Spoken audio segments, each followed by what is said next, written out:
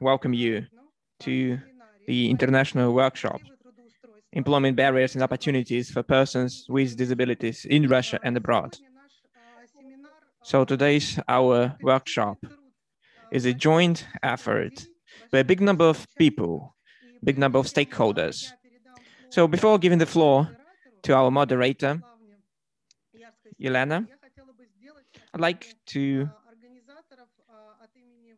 on behalf of the High School of Economics, on behalf of the organizers and ISAC, the Center on Interdisciplinary Research into the Human Capital, I'd like to welcome you and to give you kind of a technical specificity of today's. Now we are recording our workshop, so I'd like to urge you to switch off your mic, mute your mic whenever you are not presenting any ideas. So please take a name as you have been registered. So then we will have an opportunity to talk to you. We're going to have simultaneous interpretation. And the bottom dashboard, you have a globe icon. So to listen to the interpretation in English, you need to opt for English channel. In order to listen to the Russian channel, you need to opt for the Russian channel. But if you participate and give your input, you don't need to choose the channel. And the last thing, if you'd like to ask a question, for that purpose, we have a chat box. Speakers and the moderator are going to take note of that. So there is also YouTube broadcast, so you can ask questions that if you'd like to take the floor, you have an opportunity to raise your hand. That's my tactical part. I'd like to give the floor to the moderator of today's workshop, Elena Smirnova-Yarska. Thank you very much, Olga. Dear colleagues, I'm happy to welcome you to this distinguished event, very important one, as the information for the workshop provides for. Now we're at the turning point. We're celebrating the decade since ratifying the Convention of the UN, and many things have changed, both in political dimension and the practice, how the persons with disability are presented, and the management of these processes at all the levels, from the perspective of the state and the civil society. And right where we are in the expert community, a lot of knowledge has been gained, human capital has increased in all the dimensions. So it is necessary to evaluate the stage we are right now. What has been done? What are the possible growth points, and what are the obstacles in our path? Today we are discussing, today we're going to listen and discuss a great effort by the World Bank experts with joint efforts of different stakeholders, the staff of our High School of Economics, the ISAC, the Institute for Statistical Research and the Economy of Knowledge, a great project of the International Research Center and the International Lab of Social Integration, with specialists who are interested in a particular problem and who were discussant of the review. Today, I'd like to thank the World Bank, Nina Kolobashkina, for providing sponsorship initiative to hold this workshop, and all the organizers from High School of Economics and the World Bank, which brought their effort together, which made it possible to have such a great agenda. As we know, today, if you want to get acquainted with the report, you can get it online. We're going to share these links in our chat box, and it's going to be on the official website of the World Bank. Right now, let me declare our workshop open. We'll start with the opening speech, and the floor goes to Tigran Schmidt.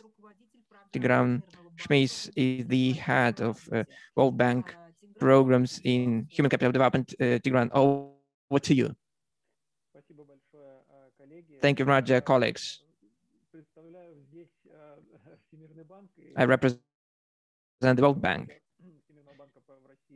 And Reno Seligman, who is the country director in Russia, he asked me to express all the best wishes and gratitude.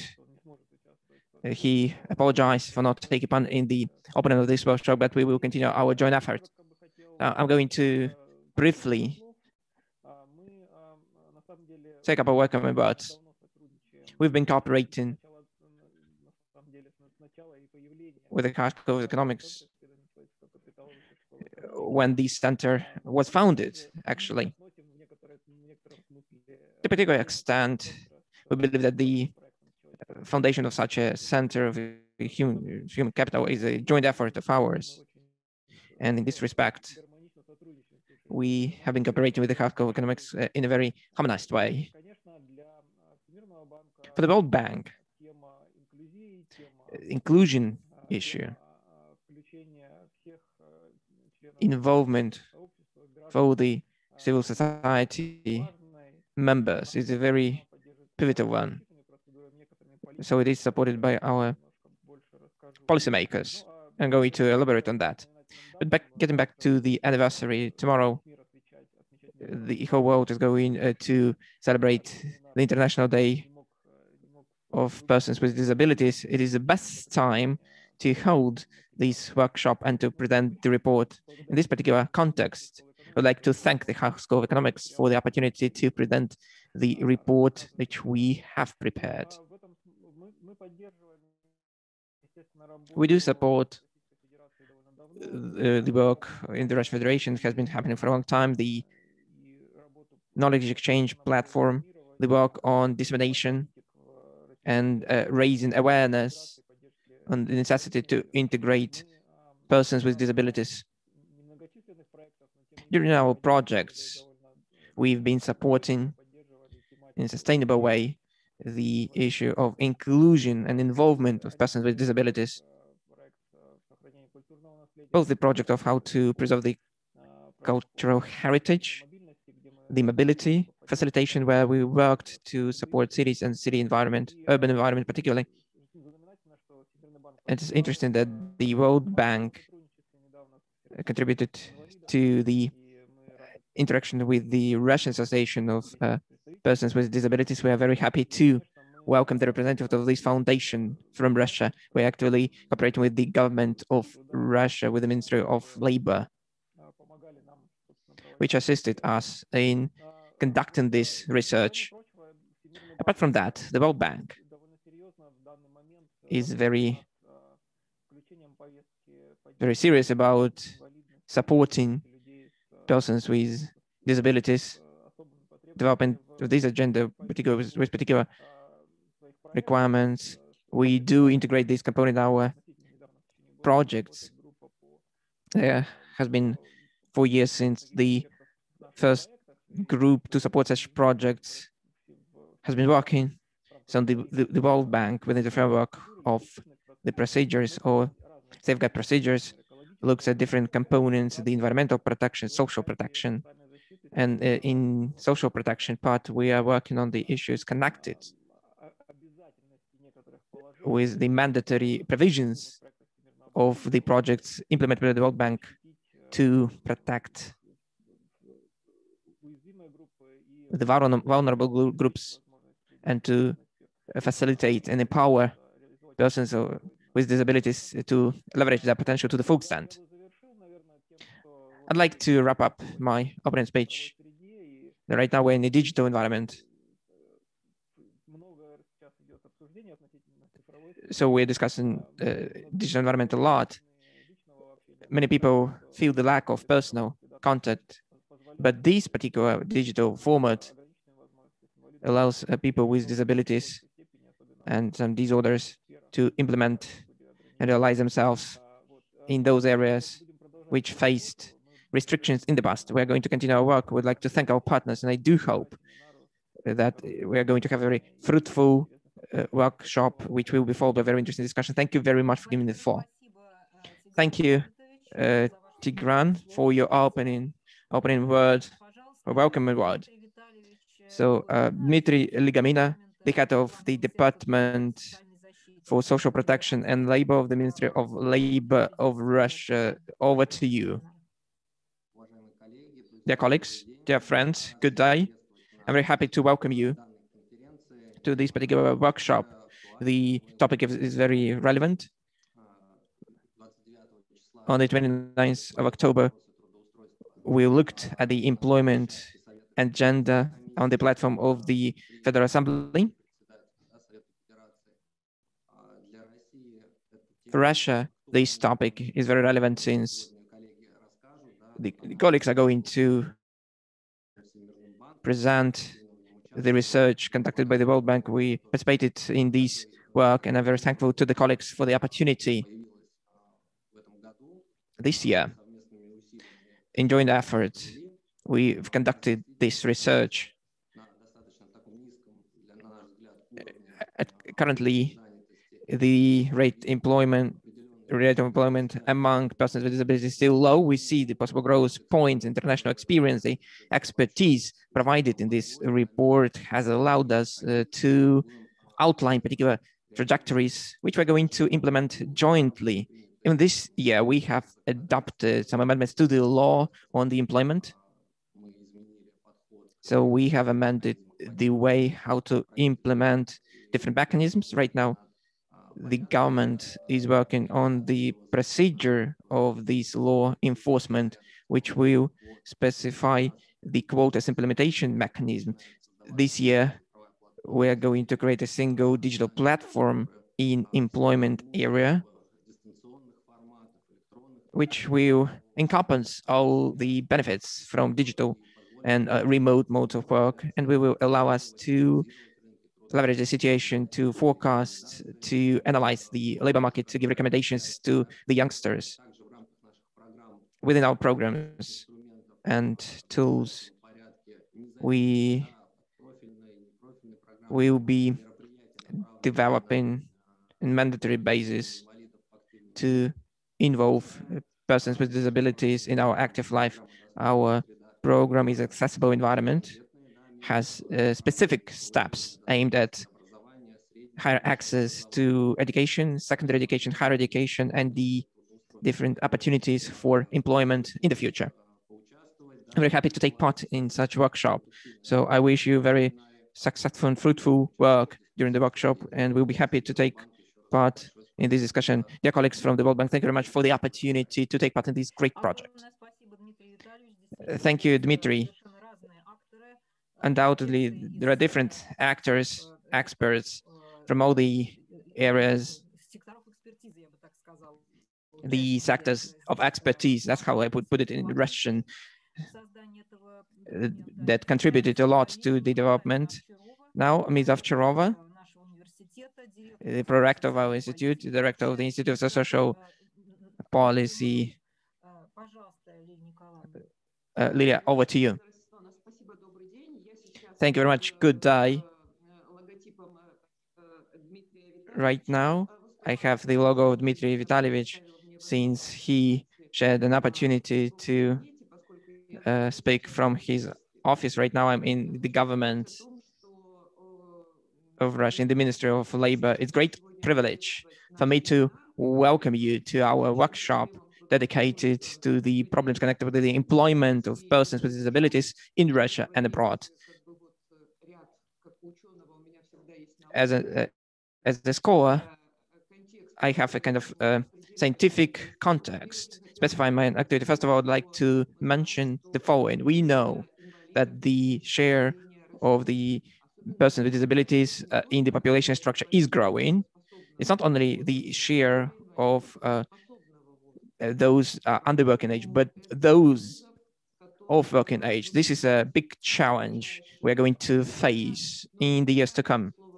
But I don't like the challenge word. It's a new normality. That's how I would put it in Russian. Since saving more lives on our planet, we do understand that we have people around us who have some restrictions and limitations. I'd like to mention the following.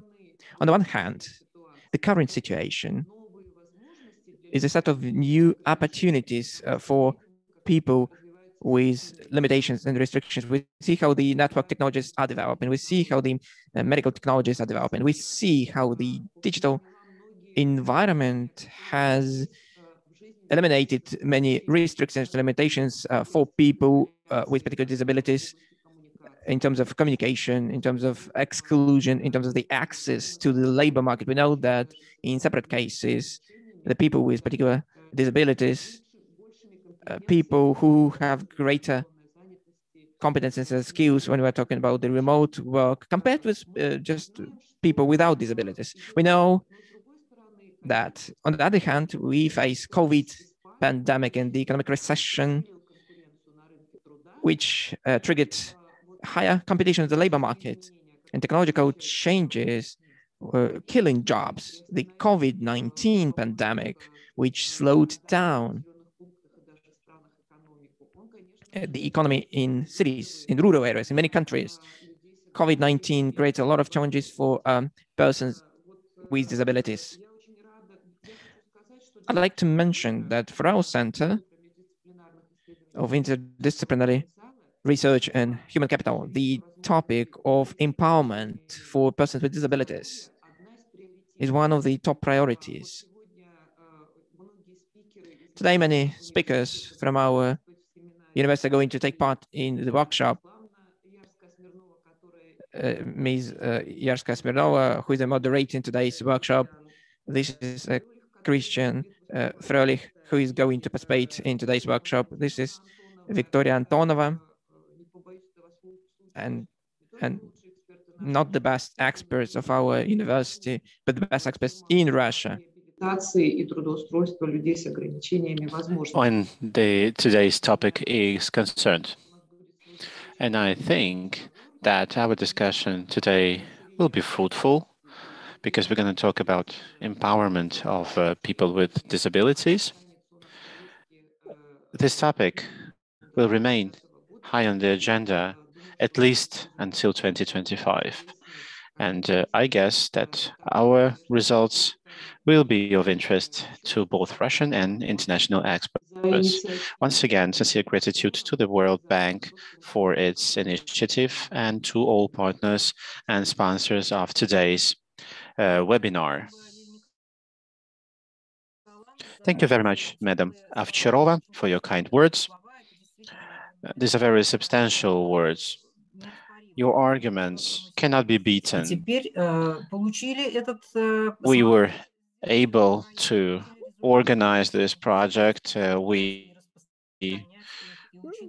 achieved several results, and these conclusions, these results will become a lesson learned. I'd like to pass the floor to Stefan Trommel, representing International Labour Organization. Stefan, over to you. Thank you very much, Elena, and hello to everybody. Greetings from the International Labour Organization. I'm speaking to you from Geneva, Switzerland. Many thanks for inviting me to the event. Many thanks, particularly to the colleagues from the World Bank, to have allowed me to make some tiny contributions to your excellent report. I would also like to congratulate you to the International Day of Persons with Disabilities. I think you have chosen a very important and good day to launch this report. It's a report, as the previous speakers already said, it's a report that is, I'm sure, will be useful for Russia, but will also be useful for other countries, especially in a moment now when I think we can all agree there's an increased attention to the situation of persons with disabilities, to making improvements in legislation and policies. But at the same time, and COVID-19 has reminded us, there remain a lot of challenges that persons with disabilities are facing. So very important report for Russia and for the rest of the world. The report very rightly starts with statistics. Not always have countries good statistics, and that is a problem often. So congratulations for having so good statistics. They show that there's a problem. That's not a surprise, but they also provide the basis for good policy analysis to identify the problems, to shorten the gap between the employment rates of persons with disabilities and the rest of the population, but also to look at quality issues. No? Do they have lower wages? Do they have less quality conditions, less decent work, as we say in the ILO? Russia, like many other countries, has a quota legislation. You have some peculiarities, from what I could see from the report, that you don't find in other countries, but you also have a lot of common elements. No? So your analysis of the quota and the recommendations that you're making will definitely also be useful for other countries. In the ILO, what we say is, if you decide to have a quota, it should be well designed and it should be accompanied with other measures to make it easier for companies to meet the quota. And that is very often not yet the case. The social protection system in general throughout the world is not yet sufficiently supportive of persons with disabilities. And even where it exists, like in Russia, very often the benefits are designed in a way that they create often situations of disincentives to persons with disabilities. So I think also very important to look at the social protection system, the disability accreditation and certification system that you have in Russia, which is also similar to what is in other Eastern European countries, would definitely benefit from some careful revision. It's not an easy thing to do, but it's important. And in that context, also looking at the individual rehabilitation and rehabilitation plans, something that you don't find so much in other countries, is also something that, that will be very important. The report reminds us very, very, very clearly that while we need to do better work in the context of, let's say, the competence of a Ministry of Labor, at the same time, the employment opportunities of persons with disabilities are strongly influenced by so many other factors that are outside scope. For instance, education, which is one of the chapters of the report, is a clear reminder that if there are problems that people with disabilities face in the different levels of education, that will either lead to no employment or to employment of bad quality later on. So definitely we need not only to work in the context of employment, but also in other areas. And I think this final graph where you look at barriers and opportunities for persons with disabilities is an extremely rich, it's almost like the theory of change that you need to apply to make change happen. As ILO, we stand ready to collaborate further with the World Bank and other partners. It's also great to see that this report is a result of collaboration with academia in particular. I think that's very important. We stand ready to work with you. Also in the context of what Tigran, you mentioned, the context of how to make the digital economy that's so strongly growing now, even more because of the pandemic, how to make it more inclusive of persons with disabilities. So thank you very much again, and congratulations for this excellent report.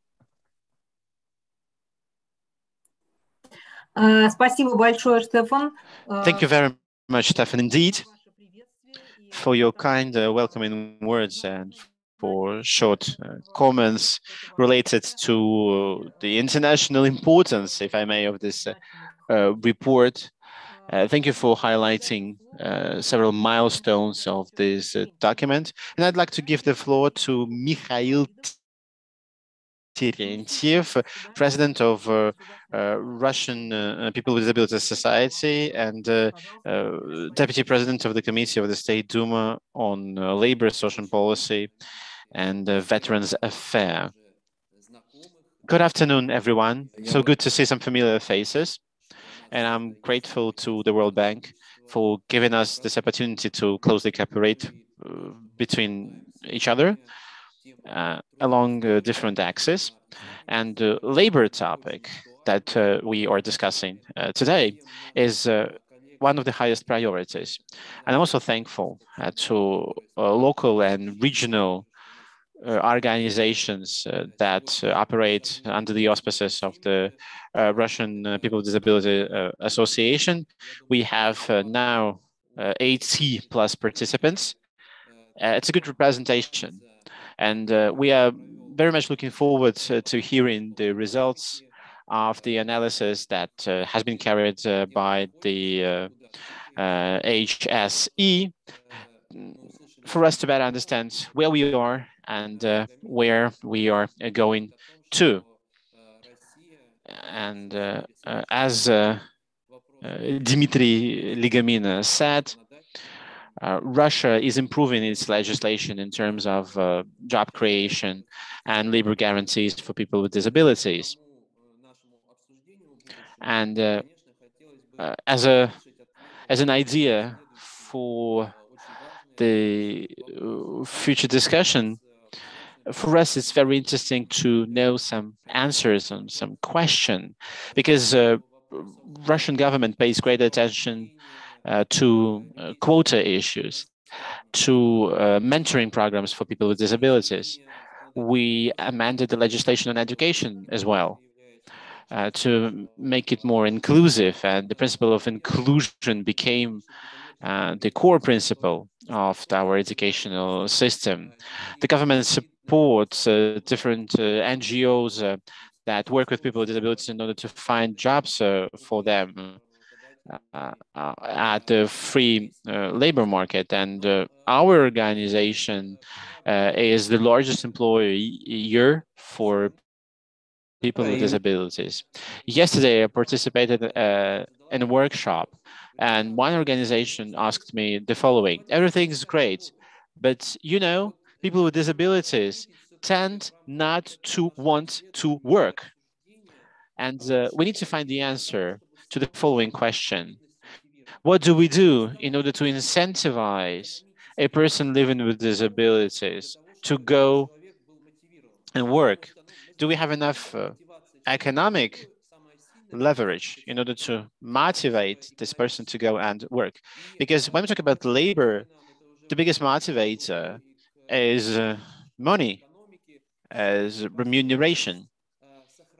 So my question goes to the HSE. Is there a way to preserve social pension regardless of the employment status? Now, as you know, should you work one single day uh, and for unemployed, the social pension is not indexated, and the employed person pays insurance on an annual basis. And it's a situation of injustice, because at the moment of retirement, the formerly employed uh, person tend to forget about retirement payments that he or she was doing during his or her career.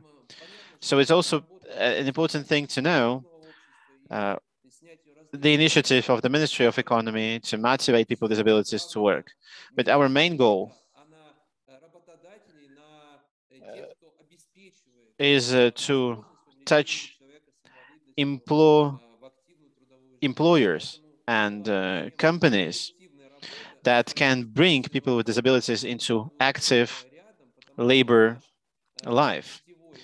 Our organization will always be near you, because we have quite an important network. We have more than 2,000 regional and local organizations working under our umbrella, and we can give a helping hand not only to you, but to all people with disabilities who want to work. Good luck.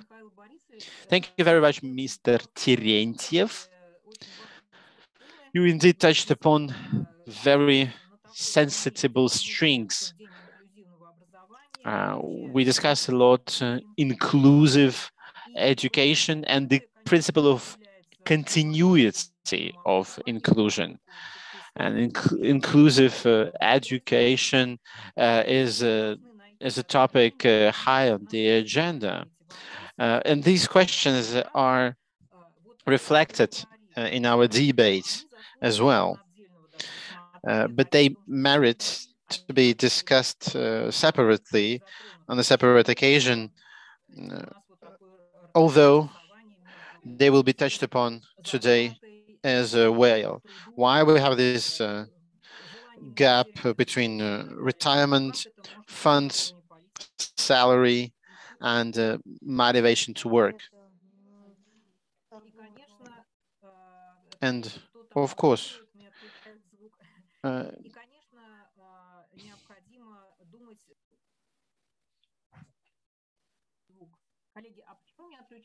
Why you keep why you keep muting my mic? There's a technical issue, maybe. Sorry for that.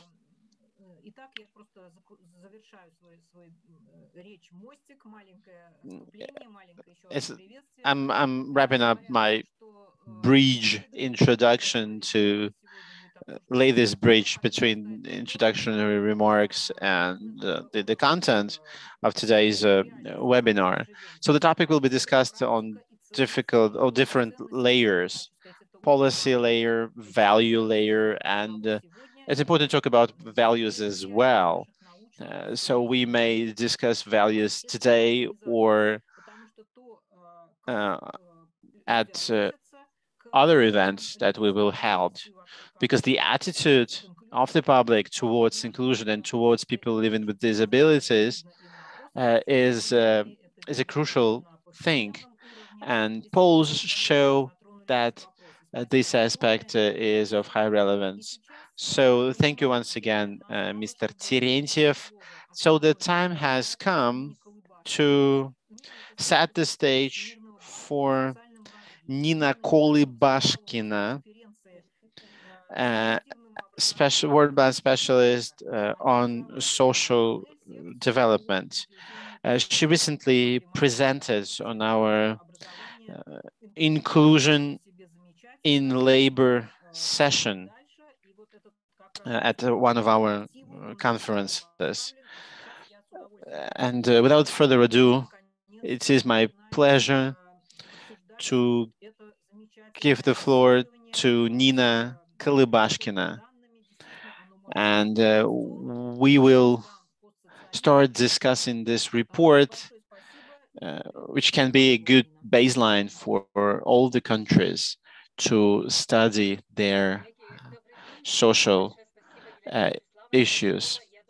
Thank you very much, Madam Yarska Smirnova, for your kind words. We will continue this discussion. It's not the beginning, because our colleagues, our partners gave many important comments and touched upon many relevant issues.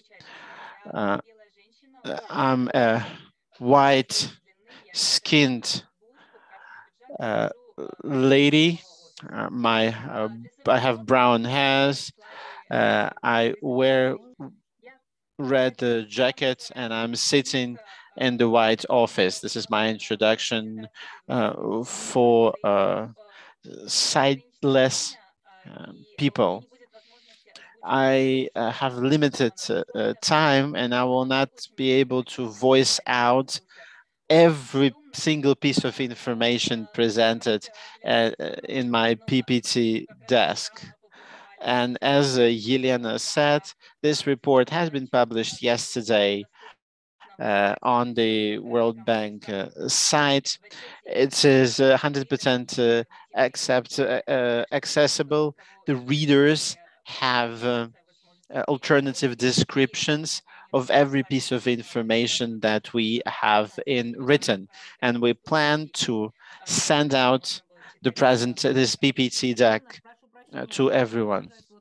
Nina, would you be so kind to go full screen in your presentation for us to have your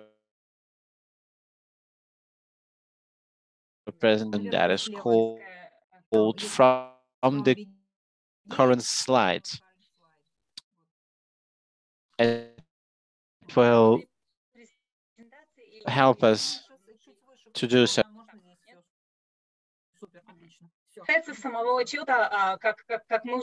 As far as the report is concerned, it is the fruit of joint efforts by many contributors. At the front page, you can see 5 names of 5 authors, whereas in the reality, many contributors helped us and assist us to come up with this with this final document. And we've thanked the World Bank, the ILO, Russian People with Disabilities Association, the Ministry of Trade, and our main partner to establish contacts with people living with a disability is RAI Perspektiva. This organization maintained the dialogue with our target audience. Once again, we tried to take a comprehensive approach to the study, but also to the presentation of results. We are covering many comprehensive topics, education, quotas, and every topic is being analyzed in respect of whereas they facilitate or impede life of people living with disabilities. And why this job is precious? Because it has its comprehensive approach, quite a broad approach to see the biggest possible picture of barriers and windows of opportunities that exist. In order to create this comprehensive picture, we analyzed quantitative data like Russian Statistical Agency, the Ministry of Labor, the Russian Pension Fund. Um, Alongside with that, we analyzed the legal framework, programs, and policy documents. But what was of high value for us were the interviews with people with disabilities and with the staff from institutions working with people with disabilities and experts. We talked with people working in the employment centers, and we talked with employers. They are important actors, and without their contribution, it would be difficult to find jobs for people with disabilities. Moreover, one of the values of our review, as already have mentioned, the task which was set in front of us is to look and understand the reasons behind the low rate of employment for persons with disabilities, which has been quite stable over recent years, even though the Ministry of Labor and many different actors, both on federal and regional levels, contribute a lot to promote this idea.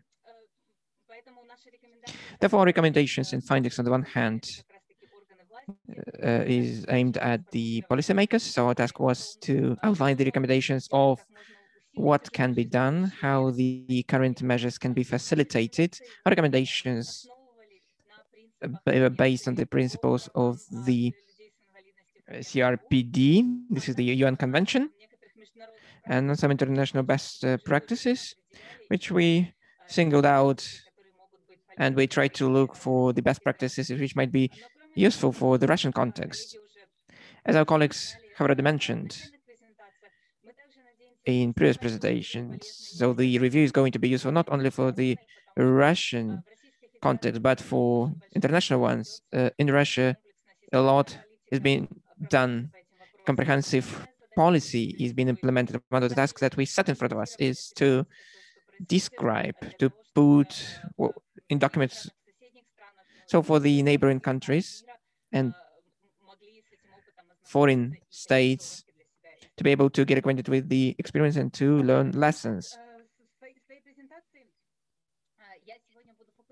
In my presentation, I'm going to focus on 5 recommendations based on the analysis we undertook. The first recommendation is connected with the conceptual approach. So we recommend to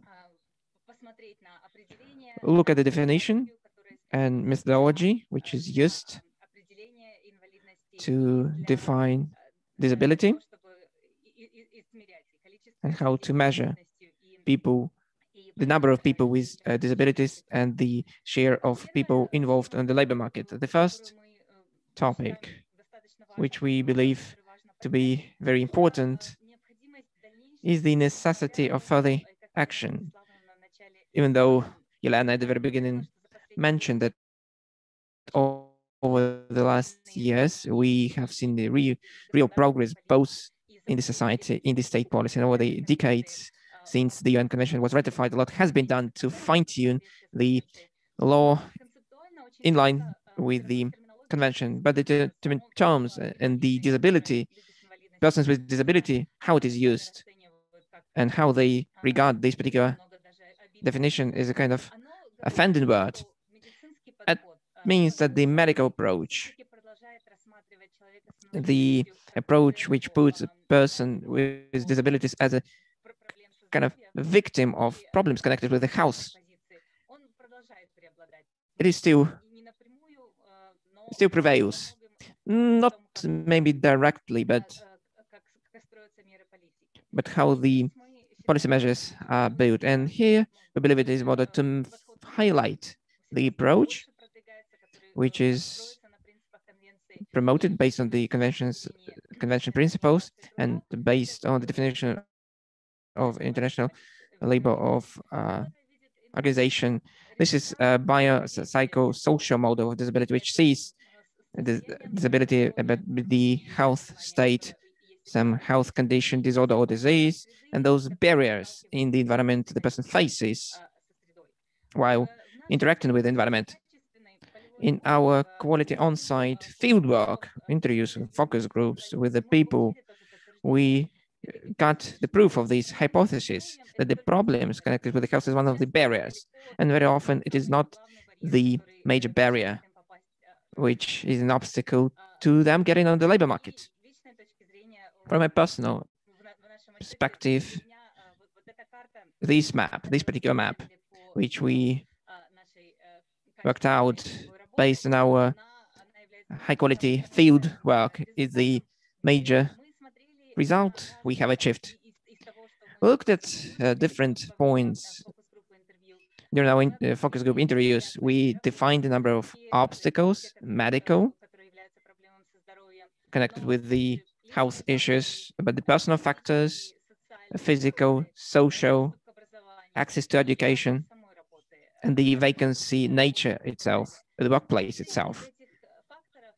All these factors may become both a barrier to getting a job and an opportunity. First of all, it's supposed to be a support both from the civil society and the state itself. So the whole issue of our review, conceptually, the comments, the division of the focus on a human. We analyzed employment centers' activities. They are becoming more and more up to date, but within the public service, it's important to find a flexible approach, flexible and personalized approach towards people living with disabilities. And we covered two interesting topics that are related with my previous statements, and they resonate with the question raised by Mr. Terentiev, why people with disabilities don't want to work. It's like a stereotype. And we need to take a closer look at what job is. People with disabilities maybe don't want to search for a job on the free labor market. But when we take a more flexible look at different ways of employing people, they suit people with disabilities better. And then we put employers' hat on in order to analyze strategies and scenarios for companies to bring more people with disabilities on board. So one scenario is to have a level playground between people living with disabilities and people not living with disabilities. And we talk about non-barrier environment, social and economic. They need to change recruiters, for instance, And the second best practice is related to detailed case studies that analyzed.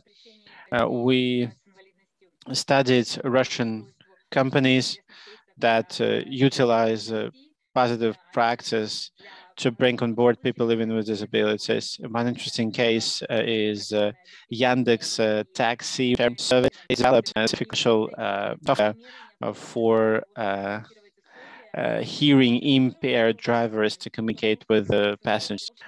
And another is to read a person who faced health issues to retain him or her and to allow him or her to continue to contribute to the company's success. And we know that companies sometimes want to do so, but know how. I spent a lot of efforts to produce this graph. It shows a unit of NGO that they plan bringing together an employee to an year and vice versa. And answering Mr. Terentiev's question, in the report, we provide you with the information that both employers and employees are suffering from information and they meet each other. They need to go through the employment center and this idea is yet to be mature on both sides, that they need to meet each other. But the organization of the contact itself is quite well organized. We have great experience provided by Perspektiva. And then once employed, both sides should put a lot of efforts in order to retain an employee in the company. In the recommendations, we recommend to take a more structured approach towards NGOs' activities. In Russia, for several years,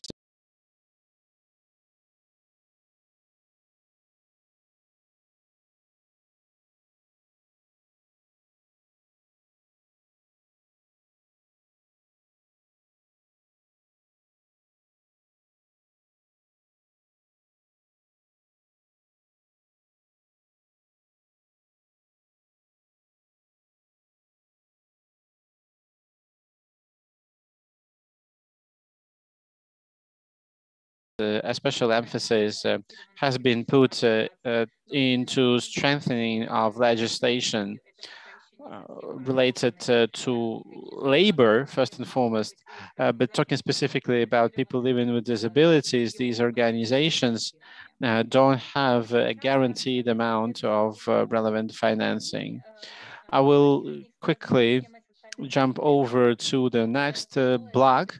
The fourth recommendation is related to the social protection system. It's a purely technical issue and we didn't really dive deep in. One thing that has been mentioned already is that certain remuneration payments depend upon the fact whether a person is employed or unemployed. And second thing is that once employed, the person with disabilities actually spends more on a daily basis, like in order to commute, in order to buy outfits and so on and so forth. So our recommendation is to review the subsidy payment system in order to maintain all payments, even when the person with disabilities becomes or remains employed. And we look over to the individual plan for rehabilitation and habilitation. It's quite a unique tool in Russia, but it is perceived more like a problem for employees rather than an opportunity, because this document limits them rather than opens a new window of opportunities for employers. This is why this plan should be amended. And the last topic that we reviewed was education. And we focused more on this bridge when you there. The statistics show that that if a person with disabilities has a higher education, he might find out. We hear only about the quantity, but also about quality of education, because of a great school system, and the point, and from the opportunity to integrate people living with disabilities into the labor market, segregated school system is not far from being an ideal solution. While studying the educational system, we look through different measures that can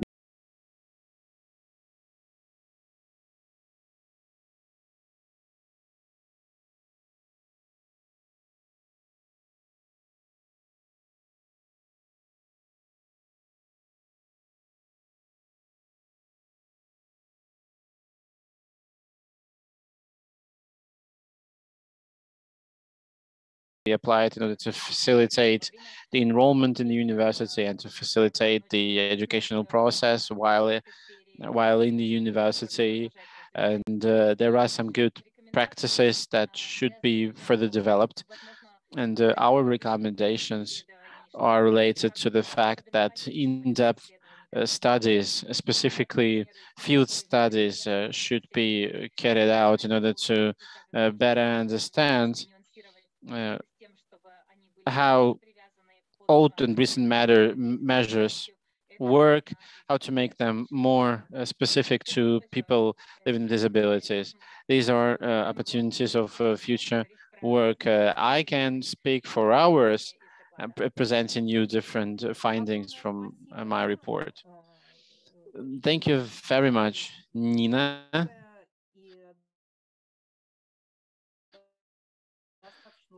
Very succinct presentation. It doesn't matter that you ran out of time a little bit. We still have some reserve. And I would like to give the floor to discussion participants. And Madam Antonova, do you want to project the presentation yourself, or I do it for you? I'm going to present it myself. Okay, I give the floor to Victoria Antonova, professor of social sciences department in the HSE. Victoria, together with Christian and myself, edited and proofread one of the first drafts of the report, and the team led by Christian and Victoria carried out an interesting study which subject was related to the main presentation now. Thank you very much. In my mind, Christian, you are the first to present. And unless I'm not right, I give you the floor. Yeah, go for it. Go for it. In my agenda here, you are all together and you have your time slot. Christian Förlich, Associate Professor of the Social Sciences Department at the HSE. He leads the group of inclusive employment of people living with disabilities within the world-class research center in the HSE. Christian deals with the inclusion topic for many years. His doctorate paper was dedicated to that. He has many key papers and articles in leading newspapers, and you received the grant from the National Research Fund. Congratulations on that. Thank you very much, colleagues, for inviting us here to this workshop. Let me please here tell some words in English, although I'm a German, but maybe here to take up less time, I decided to speak in English. And since we have such wonderful translators here today, it would be a shame not to use this opportunity. And our presentation here is in English, but our colleagues have from the World Bank have done a wonderful Russian translation. So please, if you want to have that, please turn to them, and I'm sure they're happy to share this presentation in English as well, in Russian as well. I'm sorry.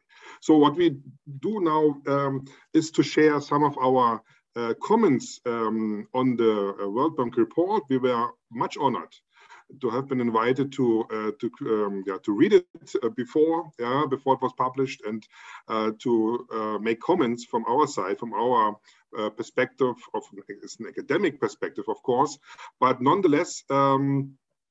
What is Victoria, please switch to the next slide.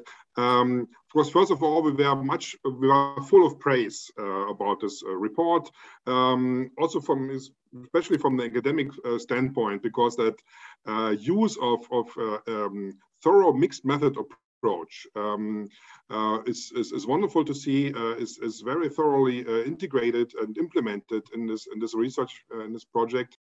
And produced very fruitful and productive results. So we were very impressed with that, especially that comprehensive account of obstacles and resources for inclusive employment here to produce such a vast perspective on that topic, which has so many different aspects and problematics and issues, but still to being able to put this into such few pages and carve out a straight kind of insight, and dense it into 4 or 5 recommendations, which are key to a better development in that direction, was really impressive. But if you are asked to find something to comment on, of course you will find something. So we have found, of course, some things we would have seen more developed.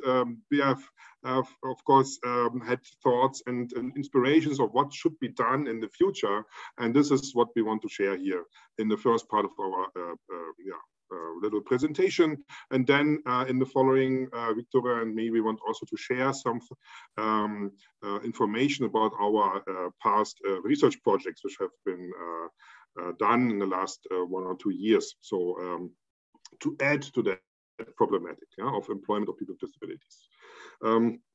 But first, some words about the report. We of course, we felt that much of the factors and problematics around labor market inclusion, of course, were related to the employers themselves, those who take on to work. But still little is known about this. Why is that so, and how does this work? So how does the relationship and of employers towards people with disabilities hinder them to get hired, to make careers, and so on. And here much needs to be done still in terms of research and knowledge production. And here, unfortunately, the report has not that focused that much on that. Of course, could not, but this is a lack which hopefully in future endeavors this could be tackled more, and we also try to tackle this even more in the future. Another thing, of course, when we talk about people with disabilities, we need to be sure that we know that, of course, that group is a very heterogeneous group, and the biggest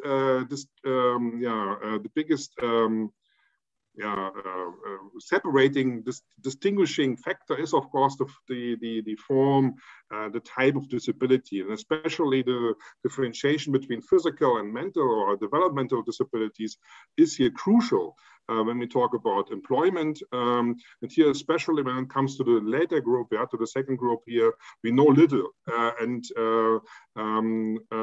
here the problems and issues which have been already discussed, of course, amount up to much higher difficulties and also to particular circumstances which people with physical disability do not grapple with. So this needs to be distinguished in most aspects we discuss.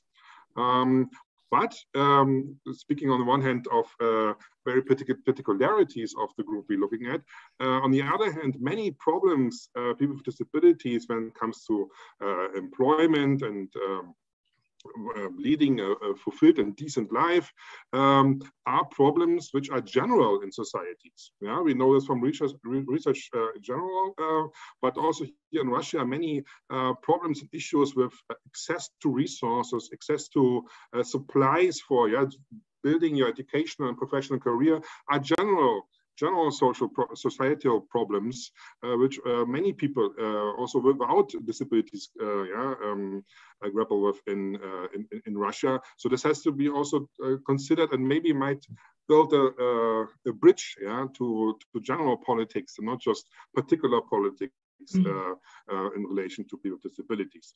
And of course, wonderful to see here how also the data accessibility problem has been tackled in that report. But statistics, of course, is crucial and is very important.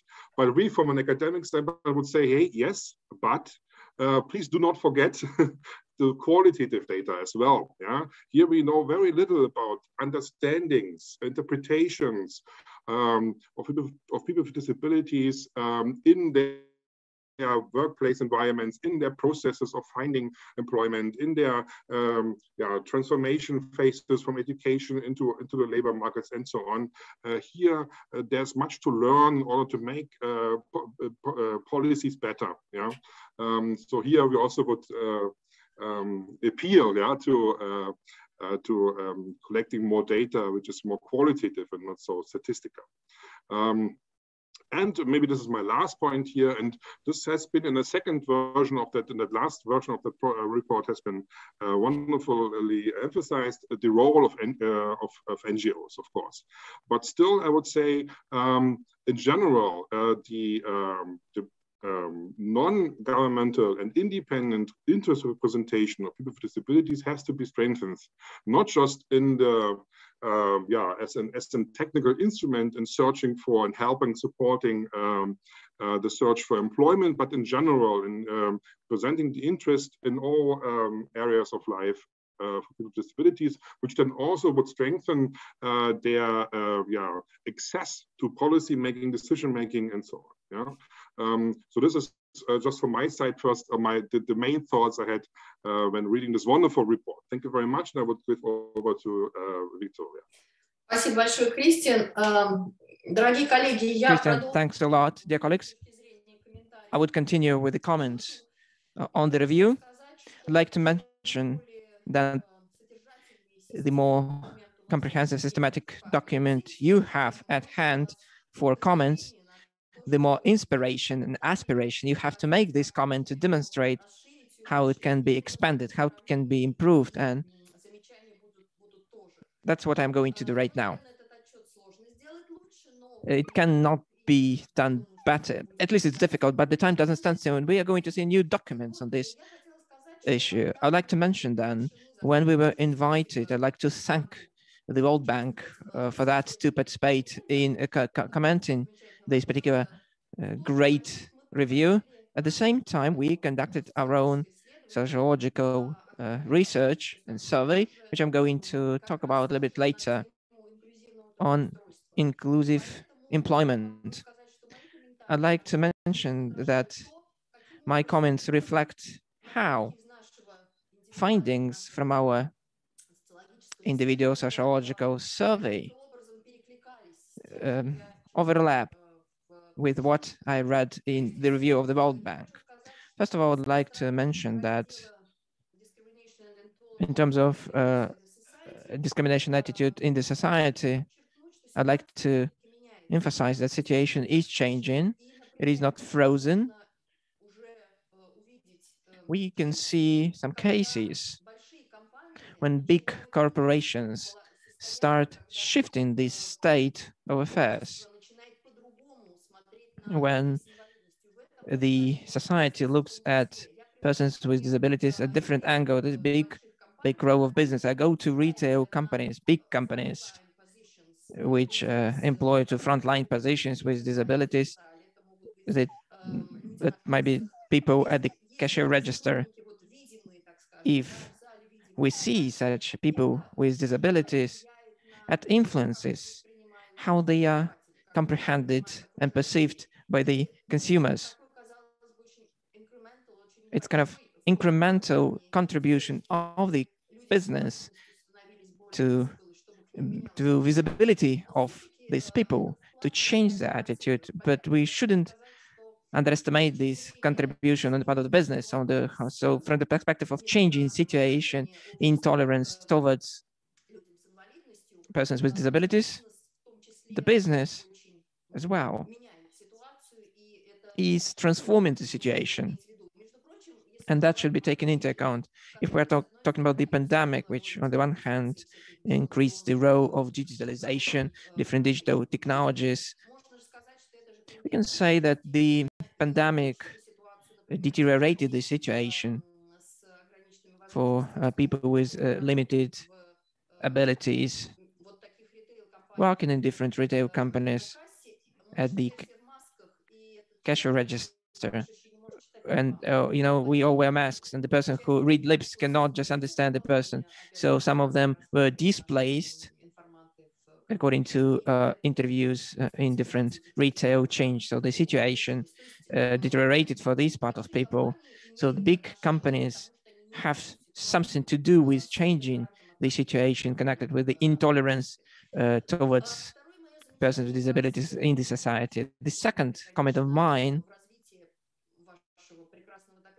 to your great review relates to the following thing. If we're talking that the persons with disabilities have lower capacity for the career development, we shouldn't just be based on the position that these capacity is very close to zero. The situation is changing, and there are some cases and companies have very personalized approach, and they announce kind of tailored approaches. They prepare these tailored approaches for each employee with disabilities who actually deserves promotion, who makes some progress in the workplace. This particular person should be promoted. And the leaders in such a situation are multinational companies, which try to do the utmost to pay attention to this tailor-made approach, and they contribute their competences and skills for the person with disabilities to be able to get this promotion. Second point relates to the discrimination and intolerant attitude to persons with disabilities in the society. We should say that instead of facilitating fine-tuning law, as the review proposes, give different cases of discriminations, and the message is quite positive. It's quite reasonable. Disability is of a different nature, and there are many cases for discriminations, and they are different.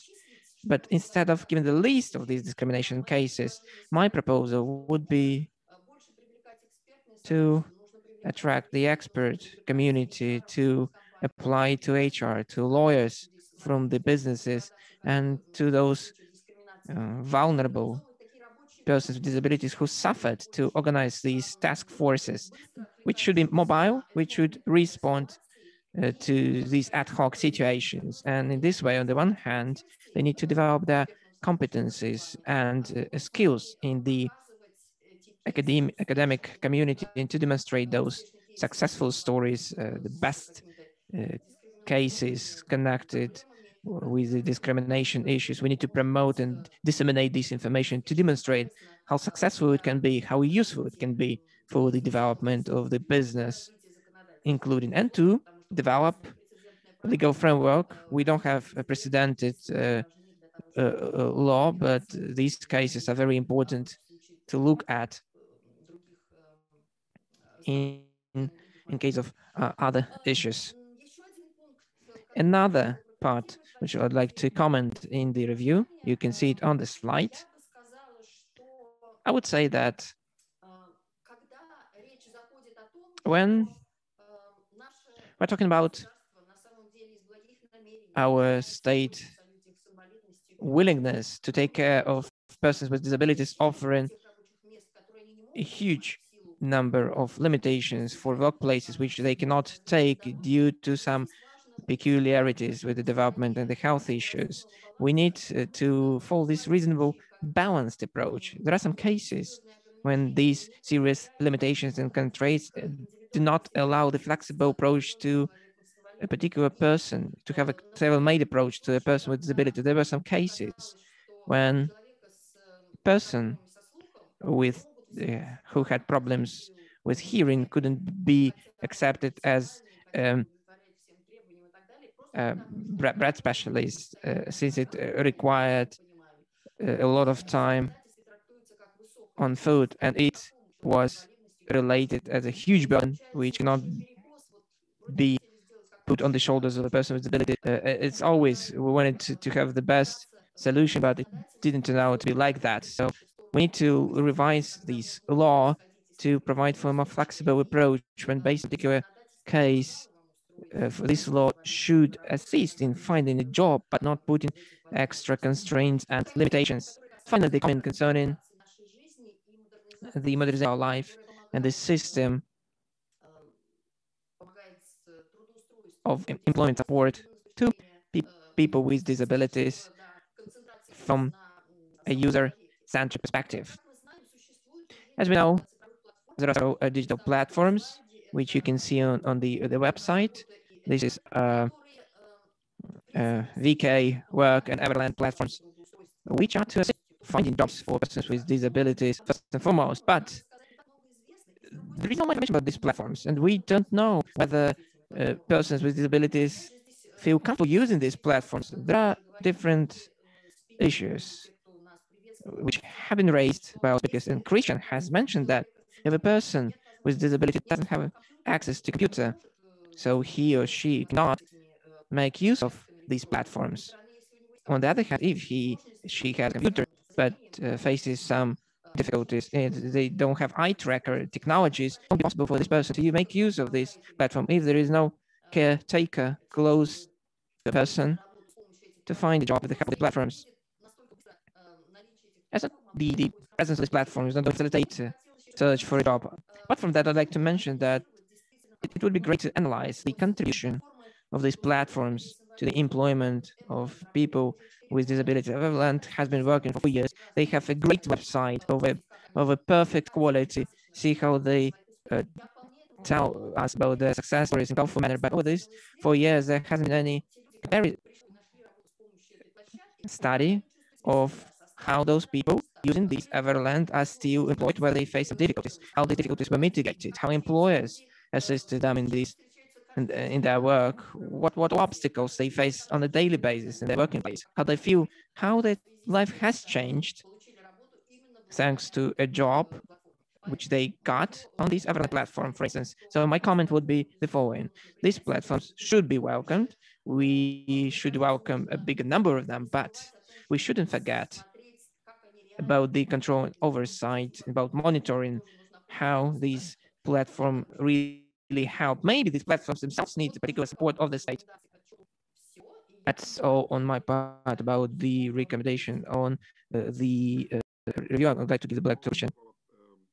Time slot here we would like to use to present some of the research we've done in the last couple of years on this context side of employment for people with disabilities, which is, of course, also in the report by the World Bank. And we looked closer into companies and decision makers in companies when it comes to employing people.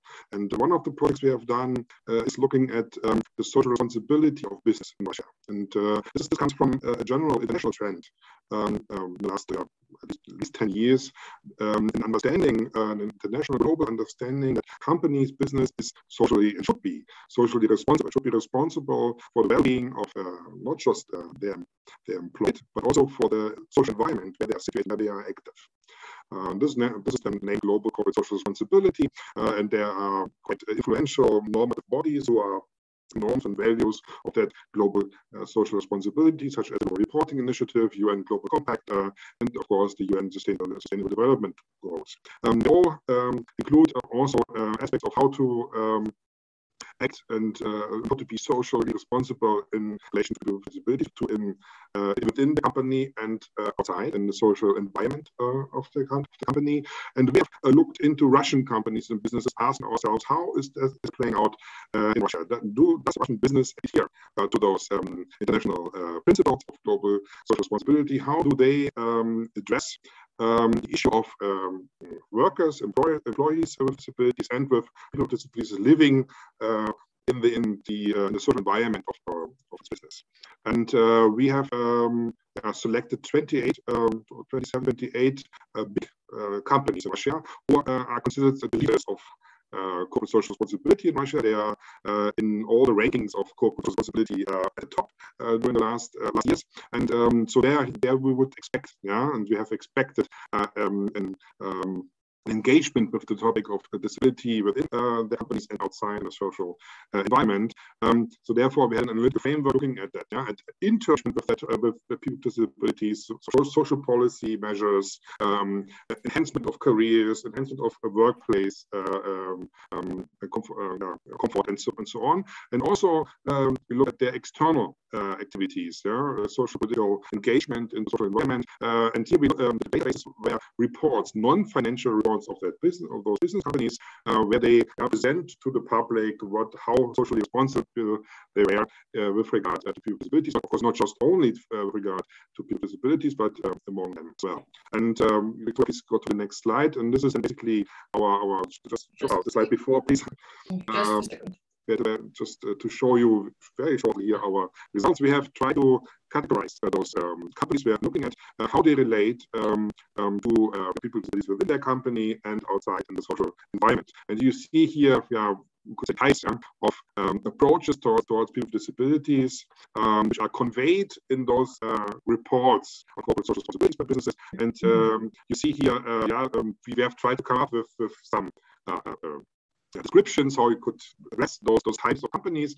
And here, maybe in the middle, the conservatives, how we coined them, are maybe those who kind of have a little bit of everything. So, but on a very low level. That means they are providing some disability pensions for those who get injured during their work, but do not really report on how many employees with disabilities they have, and don't really show that they have anything to do with that topic within their business internal affairs.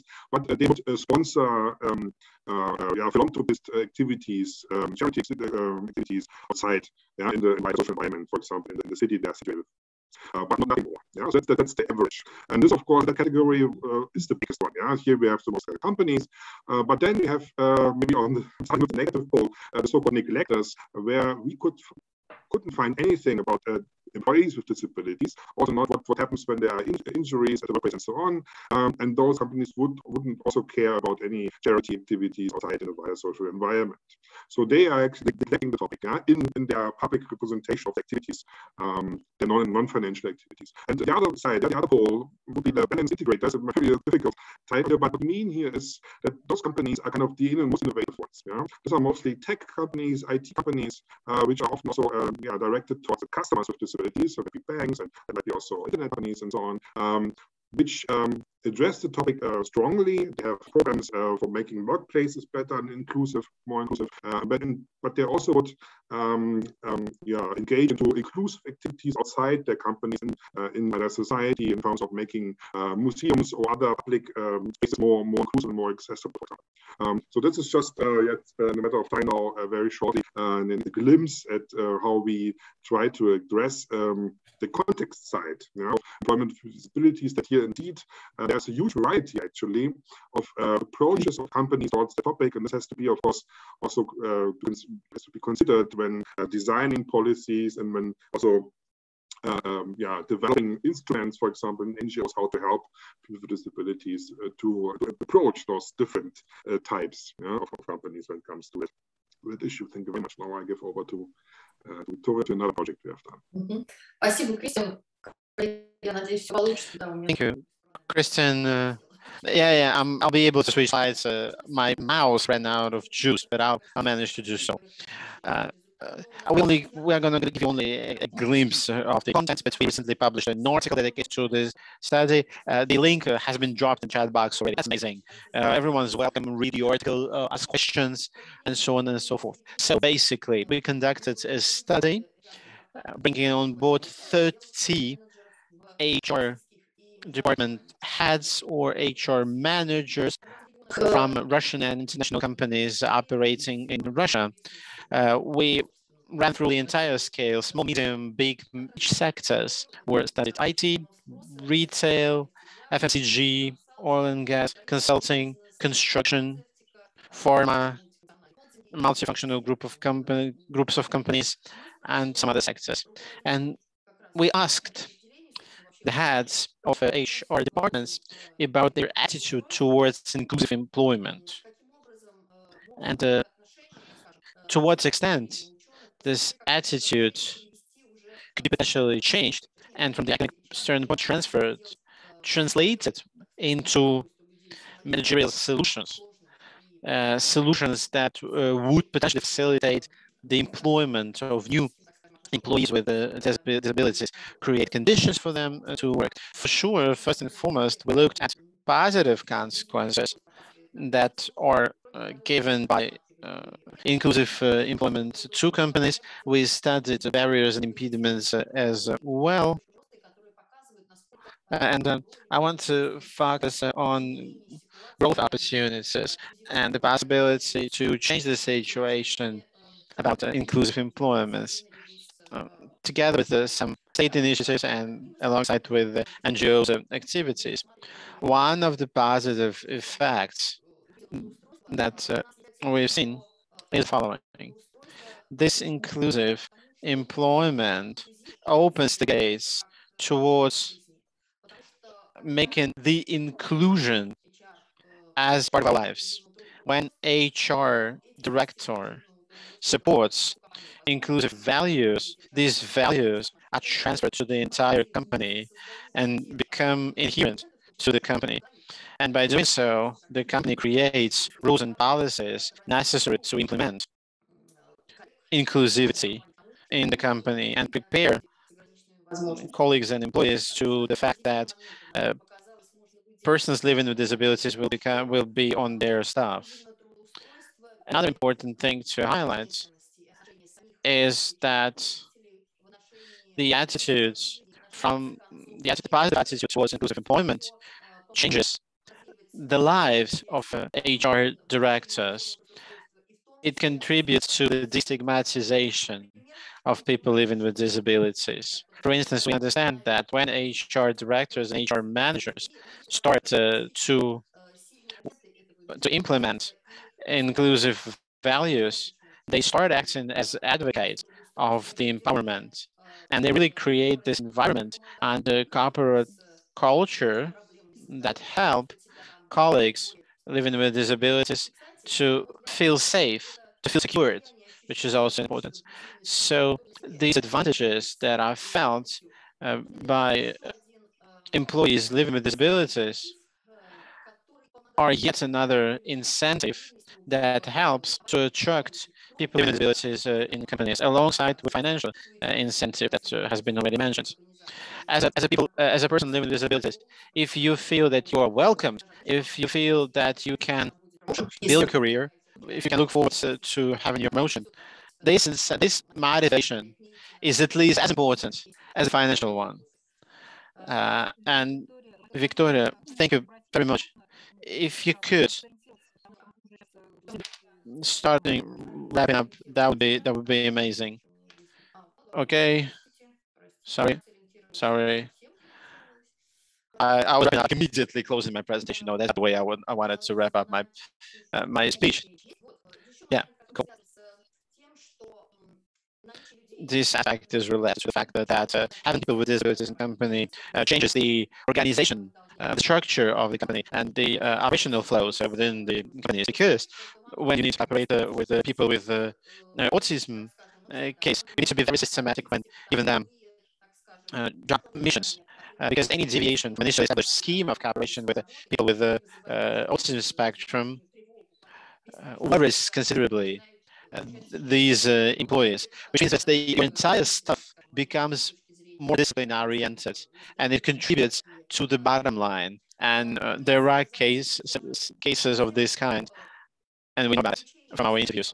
And in order to wrap up, I want to say that bringing people with disabilities on board and employing them should be seen as a business case.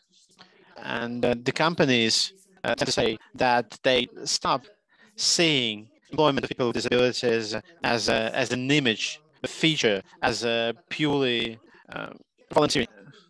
The new image of company employing people with disability helps establishing new partnership links, and it spreads the values to the entire professional community, and it helps the company to grow. So employing people with disabilities should be seen as a business case. That's it from my side. Yes. Thank you for running a bit out of time. No worries, no worries. I'll stop sharing my screen now. Thank you very much, Kristen. Thank you, Victoria, for sharing your recommendations and your opinions with us. Thank you for reading through the draft. Thank you for your contribution and your studies. It improves our joint project titled Inclusion. We are discussing inclusivity from the standpoint of employment, and it was very important. And people living with disabilities become agents of change. And I invite to share the experience, the recommendations to our friends, our colleagues, who also support the stages of all researchers that have been presented already. Dennis Rosa, director of the regional NGO Perspektiva. Dennis, over to you. I'm very glad to be here. I have my colleague Michael with me, and Michael took a very active part in all the activities with the support of the World Bank in order to produce this report. And I learned new things as well. It was very interesting to participate, and it was very interesting to hear my colleagues' presentation at the first time and listening to them. But it's a nice summing up presentation. Talking about NGOs, Helena knows us for a long time, and I know her personally. And we acknowledged a long time ago the relevance of these studies. Perspektiva has been dealing with inclusion for 24 years. So we'll celebrate our 25th anniversary next time. But often we like statistics to prove that our approaches stay relevant, sometimes that our approaches should be modified. So the data helps us to prove what we do, to justify what we do. We are we're always up to participate in different studies, and if we have an opportunity, we even initiate studies. During the pandemic, we saw severe challenges in terms of education of kids living with disabilities, and Yelena and her team helped us a lot. We bought 2,000 tablets that were sent in 20 different regions because kids had no means, technical tools to connect phone calls in order to follow the curriculum. And we had to participate, we had to initiate issues. Now we have a presidential grant, and we cooperate with the HSE. And specifically, we have this program aimed at education. It's not only a simple study, because it was supported by all our partners. For us, it is particularly important to take part in such studies because it gives us a lot. What does it give to us? It provides us with concrete